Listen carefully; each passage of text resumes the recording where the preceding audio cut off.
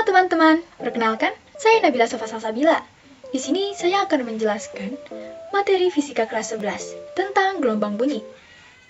Sebelum itu, saya akan menjelaskan sedikit tentang gelombang bunyi.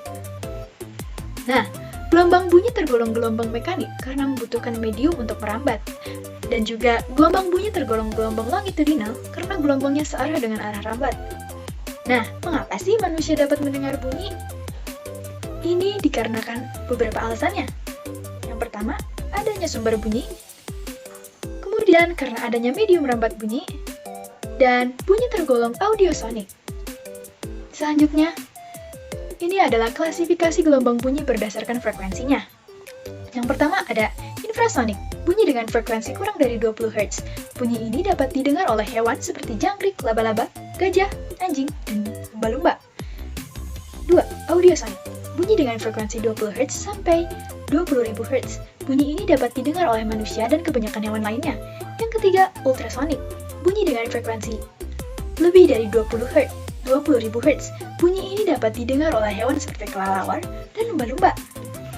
Selanjutnya, di sini ada cepat rambat bunyi, yang secara umum dapat dihitung seperti ini. V sama dengan cepat rambat bunyi, S jarak tempuh dibagi T waktu. Cepat rambat bunyi pada dawai dapat dihitung seperti ini. V sama dengan akar F dibagi mu. F adalah tegangan tali dan mu adalah massa jenis tali. V sama dengan akar F kali L dibagi M, sama dengan akar F sama dengan Rho kali A. M massa jenis tali, L panjang tali, dan Rho massa jenis tali. A adalah luas penampang, dan mu sama dengan M bagi L sama dengan Rho kali A. Nah, di sini ada 3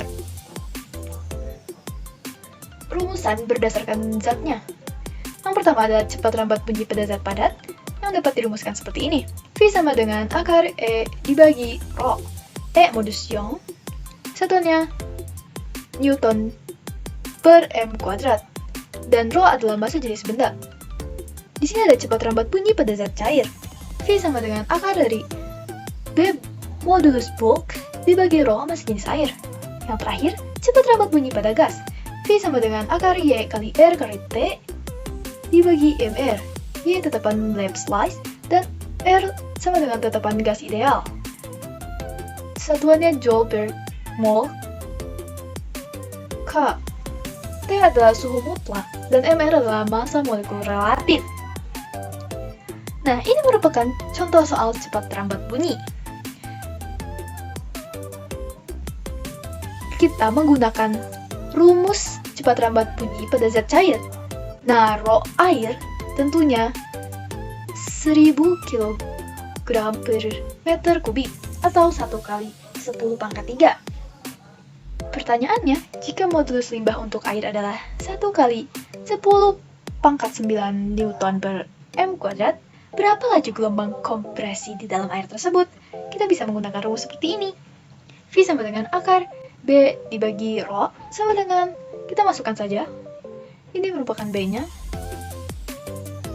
1 kali 10 pangkat 9 dibagi 1 kali 10 pangkat 3. Kita coret satunya dan menghasilkan akar 10 pangkat 6. Kita keluarkan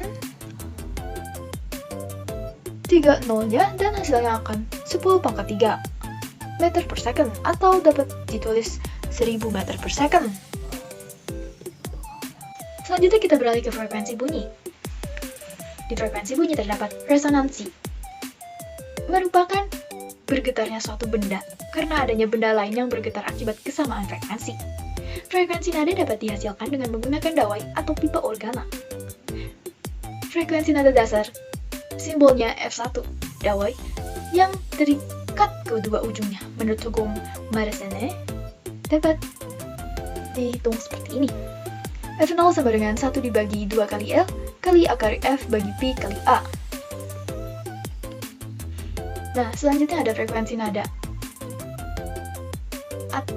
yang dapat dihitung seperti ini.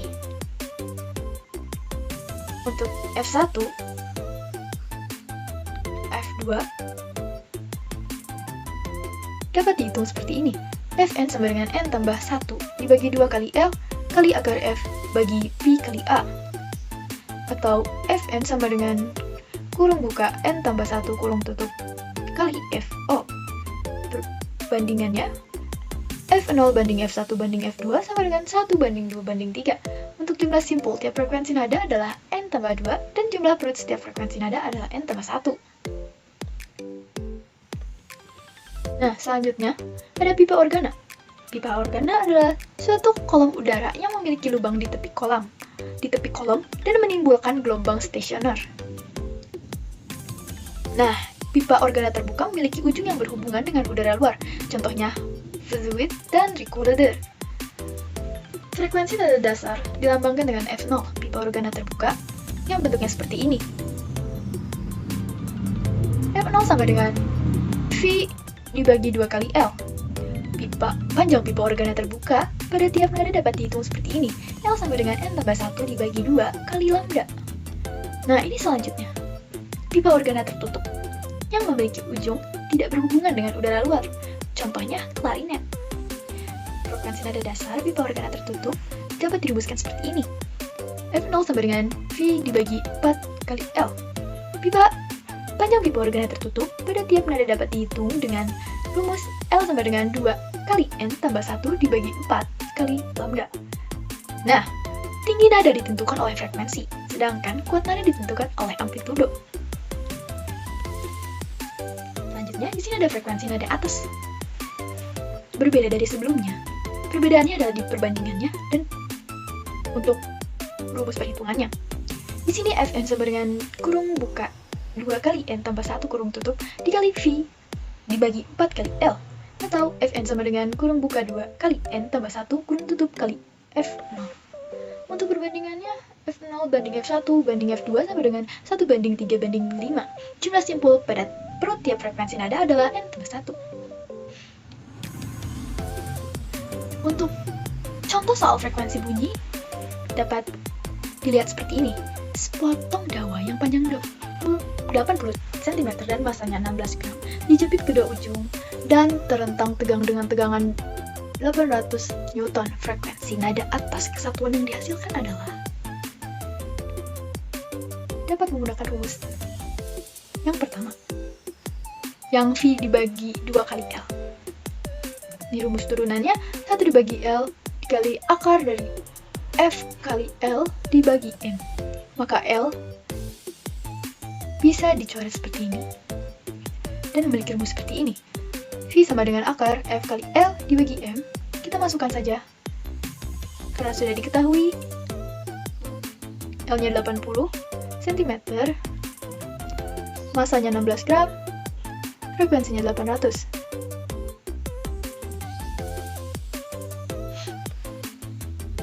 Dibagi 0,8 dikali 16 dikali 10 akar min 3. Yang hasilnya akar dari 1/16 dikali 10 pangkat 6 atau 1/4 kita keluarkan dari akarnya dikali 1000 yang hasilnya 250 Hz. Yang jawabannya adalah E. Lanjut. Ini merupakan gejala-gejala gelombang bunyi. Yang pertama ada refleksi, pemantulan. Pada pemantulan, bunyi berlaku hukum pemantulan gelombang. Refleksi bunyi dalam ruang tertutup dapat menimbulkan gaung atau kerdam karena bunyi pantul dan bunyi asli datang bersamaan. Yang kedua ada refraksi, pembiasan. Pada pembiasan, bunyi berlaku hukum pembiasan gelombang. Refraksi gelombang menyebabkan petir malam hari terdengar lebih keras daripada petir siang hari. Ini untuk tabel perbedaannya. Udara di atas siang lebih dingin, malam lebih panas. Untuk udara di bawah, siang lebih panas, malam lebih dingin. Untuk refraksinya, dari rapat ke kurang rapat, pada malam hari dari kurang rapat ke rapat. Bunyi petir, jika siang hari lebih pelan, maka pada malam hari lebih keras. Yang ketiga ada difraksi atau kelenturan. Nah, bunyi mudah mengalami difraksi karena memiliki panjang gelombang yang besar. Yang keempat ada interferensi atau perpaduan. Interferensi dua buah gelombang bunyi koheren akan menghasilkan pola terang gelap yang merupakan pola interferensi konstruktif-destruktif. Untuk perbedaan lintasannya ada seperti ini. Interferensi konstruktif delta S sama dengan N kali lambda. Dan untuk interferensi destruktif, delta S sama dengan kurung buka N tambah setengah kurung tutup kali lambda. Yang kelima, ada efek Doppler yang merupakan perubahan frekuensi atau panjang gelombang sumber gelombang yang diterima pengamatan karena adanya gerak relatif di antara keduanya. Ini untuk persamaan efek Doppler. Fp sama dengan V plus minus Vp dibagi F plus minus Vs dikali Fs. Untuk Fp adalah frekuensi pendengaran, Fs frekuensi sumber bunyi, V adalah cepat rambat bunyi, Vp kecepatan pendengar, dan Vs kecepatan sumber bunyi. Nah, jika pendengar mendekati sumber bunyi, maka Vp bernilai positif. Jika sumber bunyi menjauh pendengar, maka Vs bernilai positif. Jika arah angin searah dengan arah rambat bunyi, maka Vw bernilai positif. Ini merupakan persamaan efek Doppler dengan tidak mengabaikan kecepatan angin. Vp sama dengan V plus minus Vw plus minus Vp dibagi V plus minus Vw plus minus Vs kali Fs. Vw merupakan kecepatan angin. Yang terakhir ada pelayangan gelombang. Pelayangan gelombang adalah interferensi dua bunyi beda amplitudo sama namun berbeda frekuensinya sedikit. Pelayangan bunyi membentuk interferensi konstruktif destruktif yang disebut pelayangan. Satu layangan didefinisikan sebagai gejala dua bunyi keras atau lemah yang terjadi berurutan. Dapat dihitung seperti ini untuk frekuensi layangan. Fl sama dengan mutlak F1 dikurang F2 atau F1 lebih besar dari F2. Nah, ini merupakan intensitas gelombang bunyi, yaitu daya gelombang yang dipindahkan melalui bidang seluas satu satuan yang tegak lurus dengan arah rambat gelombang. Intensitas gelombang bunyi dapat dihitung seperti ini. I intensitas bunyi sama dengan Pi daya gelombang dibagi A luas permukaan sumber. Yang artinya I total sama dengan I1 tambah I2 tambah I3 dan seterusnya. Untuk persamaan jarak gelombang dari sumbernya terhadap amplitudo dan intensitas bunyi dapat dirumuskan seperti ini. R1 dibagi R2 sama dengan A2 dibagi A1 atau R1 dibagi R2 tutup kurung kuadrat sama dengan I2 dibagi I1. R merupakan jarak dari sumber, A adalah amplitudo, dan I adalah intensitas bunyi. Nah, di intensitas gelombang bunyi terdapat tarif intensitas bunyi yang merupakan 10 kali logaritma perbandingan intensitas bunyi dengan intensitas ambang bunyi atau intensitas terendah. Tarif intensitas bunyi dapat dihitung seperti ini. TI sama dengan 10 log I dibagi I0. TI tarif intensitas bunyi, I intensitas bunyi, dan I0 intensitas ambang bunyi. Untuk gelombang sumber bunyi dengan tarif intensitas bunyi identik memiliki hubungan seperti ini. TI2 sama dengan TI1 tambah 10 log dikali N2 dibagi N1. Untuk hubungan tarif intensitas bunyi, dua sumber bunyi yang berbeda jarak dapat dirumuskan seperti ini. TI2 sama dengan TI1 dikurang 20 logaritma dikali R2 dibagi R1. Nah, ini merupakan contoh soal intensitas gelombang bunyi. Pada jarak 3 meter dari sumber ledakan terdengar bunyi dengan tarif intensitas 50 desibel. Pada jarak 30 meter dari sumber ledakan terdengar tarif intensitas bunyi sebesar berapa? Dapat diketahui R1-nya adalah 3 meter, TI1 adalah 50 desibel, R2-nya 30 meter, dan berapa TI2-nya? Kita menggunakan rumus seperti ini. TI2 sama dengan TI1 ditambah 10 log kali R1 dibagi R2 kuadrat. Kita masukkan saja angkanya. 50 ditambah log 10 log tutup kurung 3 dibagi 30 kuadrat, yang hasilnya seperti ini. 50 tambah 10 logaritma dikali 10 akar min 2 atau TI2-nya 50 dikurang 20 sama dengan 30 desibel. Itu jawabannya. Nah, aplikasi gelombang bunyi ada dibagi menjadi beberapa. Yang pertama ada sonar, sound navigator and ringing. Sonar dapat digunakan untuk sistem navigasi dengan bunyi pantul ultrasonik. atau pada kamera untuk mendeteksi jarak benda yang akan difoto, atau pada mobil untuk mendeteksi jarak benda-benda yang ada di sekitar mobil. Yang kedua ada pengukuran kedalaman laut. Kedalaman laut diukur dengan photometer, dengan mengukur selang waktu yang dibutuhkan untuk menerima kembali pulsa ultrasonik yang dikirim. Dapat dirumuskan seperti ini. Delta D sama dengan V kali delta T dibagi 2. Nah, yang ketiga mendeteksi keretakan pada logam. Dideteksi dengan pemindaian menggunakan bunyi ultrasonik. Yang keempat, ultrasonografi atau USG adalah pencitraan medis untuk melihat bagian tubuh menggunakan bunyi ultrasonik.